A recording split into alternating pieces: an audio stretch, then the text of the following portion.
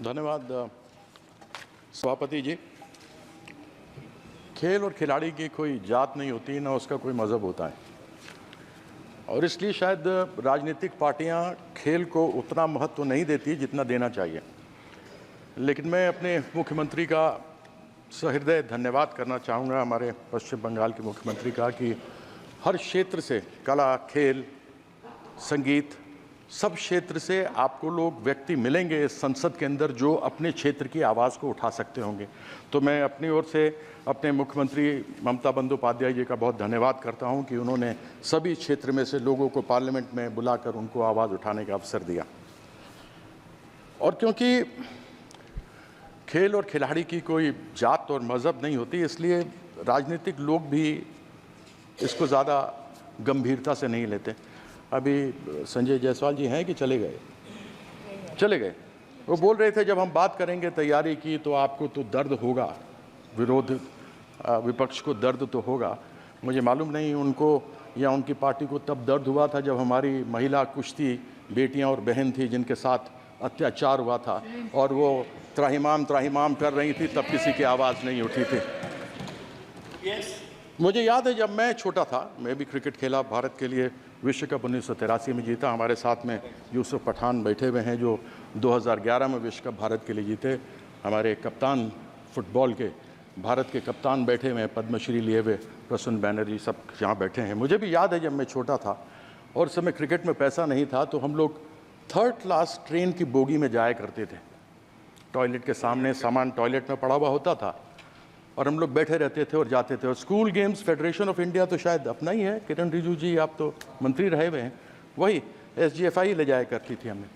आज भी परिस्थिति सभापति महोदय वही है हमारे एथलीट्स की, क्रिकेट की तो नहीं, लेकिन हमारे एथलीट्स की आज भी, हमारे जो खिलाड़ी हैं आज भी उनकी यही हालत है कि वह जनरल बक्सों में, जब डिब्बों में जाते हैं, टॉयलेट के सामने बैठते हैं, टॉयलेट में उनका सामान होता है।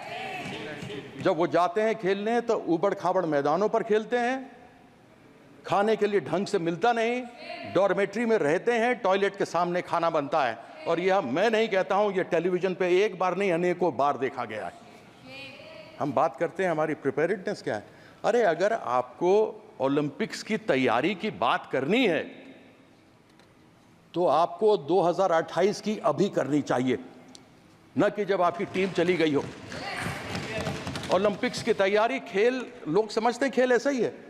जब से टेलीविजन पे ये खेल आना शुरू हुआ है और 30 कैमरों से क्रिकेट को अलग अलग एंगल से दिखाया जाता है, लोग मुझे सिखाने लग गए क्रिकेट कैसे खेला जाता है। उनको मालूम नहीं कि जब थॉमसन 100 की स्पीड पर गेंद करता था, सुनील गावस्कर सामने होता था, या सचिन तेंदुलकर एक तरफ हो और ब्रेटली दूसरी तरफ हो, तो 0.42 सेकेंड्स गेंद को निकलने में, बल्लेबाज तक पहुंचने में, और 0.38 सेकंड्स बल्लेबाज को तय करने में कि मैं फ्रंट फुट पर जाऊं, बैक फुट पर जाऊं, हुक करूं, कट करूं, पुल करूं, क्या करूं। लेकिन लोग हमको सिखाते हैं, यानी ये बॉल छूटी और ये बैट्समैन के पास आई, ये समय है, बस इन दो चुटकियों के बीच का खेल है। उसको संभवतः लोग समझेंगे नहीं, बहुत आसानी से लेते हैं कि हमारे प्रधानमंत्री जी ने किया।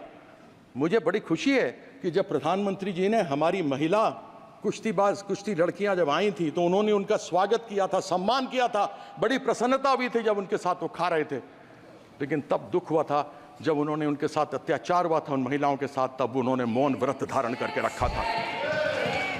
अगर अपनी महिलाओं को एक तरफ बोलते हैं बेटी बचाओ बेटी पढ़ाओ, अगर हम अपनी बेटियों को जो बाहर से स्वर्ण पदक लेकर आते हो, दूसरे पदक लेकर आते हो, अगर हम उनको नहीं अपनी तरफ से, यह सदन के लिए शर्म की बात है कि यदि हम उनको अपनी तरफ से संरक्षण नहीं दे सकते तो बड़ी खेद की बात है।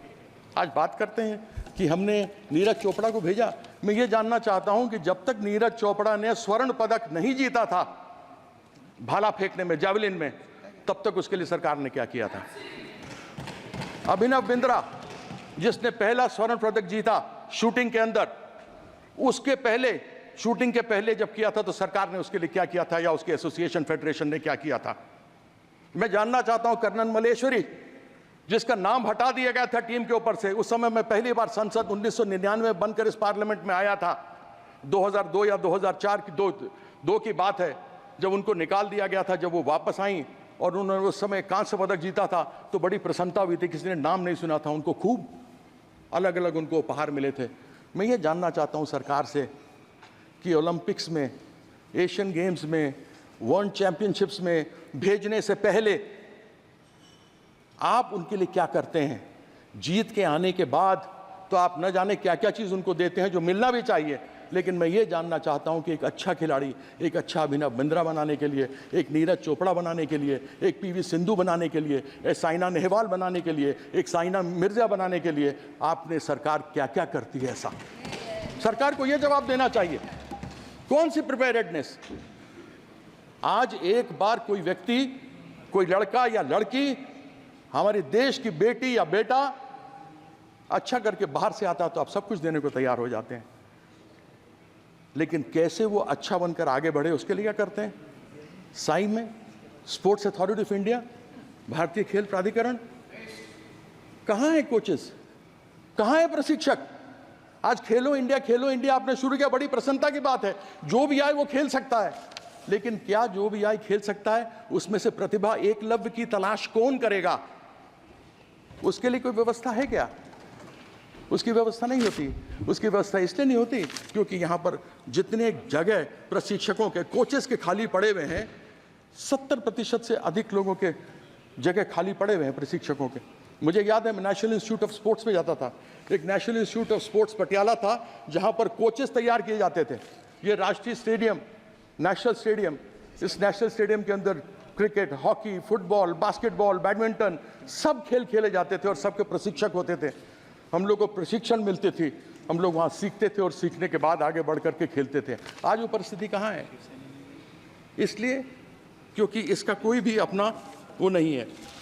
मैं अधिक बातों को न रखते हुए अपनी बात को यहाँ पर समाप्त करता हूँ। मैं अभी एक रिजिजू जी ने कहा कि खेल संघ वाले हैं सभापति महोदय कि वो आपस में चुनाव लड़ते हैं तो उनकी आपस में लड़ाई तो होगी, तो आप यहाँ क्या खाक मारने के लिए बैठे हैं? स्पोर्ट्स मिनिस्ट्री किस लिए बैठी हुई है कि यदि आप उन लड़ाइयों को सुधार करके उन जो प्रतिभावान लोग हैं उनको आगे नहीं भेज सकते तो फिर आपका फ़ायदा क्या है? तो ऐसी बातें कहते हुए ज़रा आदमी को सोच लेना चाहिए। ये खेल, याद रखिएगा, हर एक व्यक्ति में एक खिलाड़ी रहा है। बचपन से जब बड़े हुए हैं ना तो कोई ना कोई हमने खेल खेला है, चाहे गुल्ली डंडा खेला है, चाहे खो खो खेला है, चाहे हॉकी खेला है, हमने कोई ना कोई खेल खेला है। हम सबों के अंदर एक खिलाड़ी का दिल होता है और एक खिलाड़ी के दिल में ये बात होती है कि वो खिलाड़ी खेल और खेल की भावना को साथ में रखता है, जात और मजहब की बात नहीं करता। और ये लोग बेटी बचाने वाली बात करेंगे, जिन्होंने सीता माँ का आज तक कोई भी सम्मान नहीं किया, जो कभी सीताराम नहीं बोलते, वो बेटी का सम्मान करेंगे, ऐसी अपेक्षा तो मैं इनसे रखता नहीं। तो मैं आशा करता हूँ कि इसी अगले सत्र में 2028 में ओलंपिक में क्या करेंगे उसकी तैयारी के बारे में यहाँ करके बताएंगे, तब मैं समझूंगा। हालांकि तब तक ये रहेंगे नहीं रहेंगे, दुनिया जानती है कि इनका हालत तो अभी साथ में देखें, लल्लन जी बैठे हुए साथ में, डिमांड कर दिया इन्होंने, वो जो नाम सब आ रहे हैं ना दुकान के बाहर लिखने का, डिमांड चालू कर दिया कि हटा उसको। तो मैं एक बार पुनः धन्यवाद करता हूँ, आपने मुझे अवसर दिया, बहुत बहुत धन्यवाद।